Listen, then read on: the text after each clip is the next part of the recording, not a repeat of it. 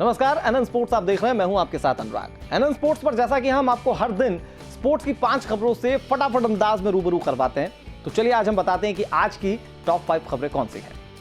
Pakistan cricket team के पूर्व कप्तान वसीम अकरम ने कहा है कि वे इस बात को लेकर आश्वस्त नहीं है कि विराट कोहली हमवतन सचिन तेंदुलकर के कई रिकॉर्ड तोड़ पाएंगे। वसीम अकरम ने कहा है कि मैं सीधी बात करता हूं और वो कहता हूं जो मुझे लगता है। मैं दोनों की तुलना नहीं कर सकता, लेकिन मुझे लगता है कि विराट कोहली काफी आगे जाएंगे और कई सारे रिकॉर्ड तोड़ेंगे। लेकिन क्या वे सचिन के रिकॉर्ड तोड़ सकते हैं? उन्होंने कहा कि मुझे शक है। सचिन के नाम काफी सारे रिकॉर्ड्स हैं, कोहली वहां तक पहुंच रहे हैं, लेकिन अभी इसमें समय है। बाएं हाथ के पूर्व तेज गेंदबाज ने कहा कि वे इस जमाने के महान बल्लेबाज हैं। सचिन की तुलना में ये दोनों अलग तरह के खिलाड़ी हैं।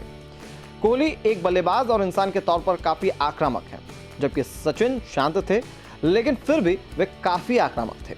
उनकी शारीरिक भाषा अलग थी। एक गेंदबाज के तौर पर आप उसे पढ़ते भी हैं।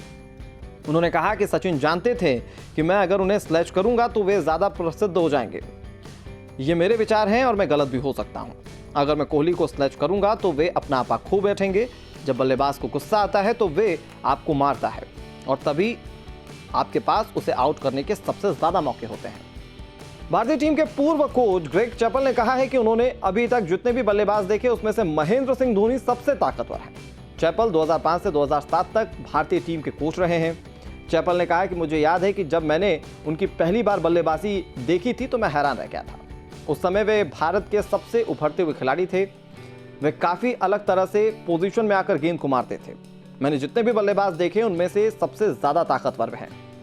उन्होंने कहा कि मुझे उनके श्रीलंका के खिलाफ खेली गई 183 रनों की पारी याद है। उनकी ताकतवर बल्लेबाजी उस समय बेहतरीन थी। अगला मैच पुणे में था और मैंने धोनी से कहा था कि आप हर गेंद को सीमा रेखा के पार पहुंचाने के बजाय शॉट नीचे रखकर क्यों नहीं खेलते। अगले मैच में हम तकरीबन 260 रनों के लक्ष्य का पीछा कर रहे थे और अच्छी स्थिति में थे। धोनी ने कुछ दिन पहले जो बल्लेबाजी की थी वे उसके उलट बल्लेबाजी कर रहे थे। चैपल ने कहा कि हमें 20 रन चाहिए थे और धोनी ने 12वें खिलाड़ी आरपी सिंह की मदद से मुझसे छक्का मारने को पूछा। मैंने कहा कि तब तक नहीं जब तक लक्ष्य 1 अंक में नहीं आ जाता। अपने जमाने के तूफानी तेज गेंदबाज शोएब अख्तर ने अंतर्राष्ट्रीय क्रिकेट परिषद यानी आईसीसी की ओर से ट्रोल किए जाने के बाद क्रिकेट की इस सर्वोच्च संस्था पर तटस्थता से नाता जोड़ने का आरोप लगाया। शोएब अख्तर ने दावा किया कि वे ऑस्ट्रेलियाई रन मशीन स्टीवन स्मिथ को 3 खतरनाक बाउंसर करने के बाद चौथी गेंद पर आउट कर सकते हैं।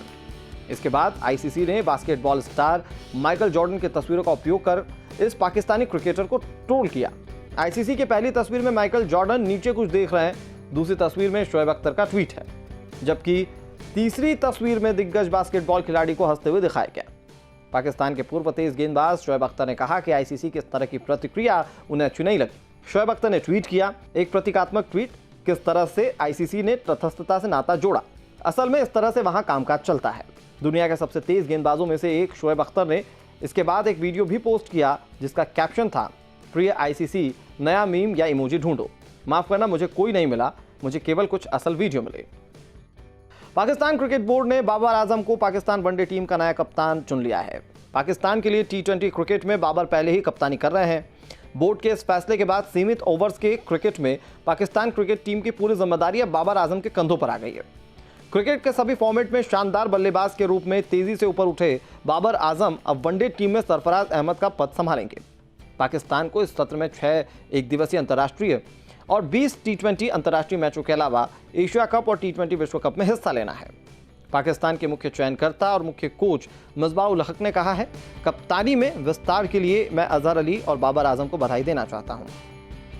इंग्लैंड की विश्व कप विजेता टीम के सदस्य और तेज गेंदबाज जोफ्रा आर्चर ने सुझाव दिया है कि अगर कोविड-19 महामारी के चलते क्रिकेट मैच खाली स्टेडियम्स में खेले जाएं तो वास्तविक माहौल पैदा करने के लिए दर्शकों के शोर के ऑडियो बजाए जाने चाहिए।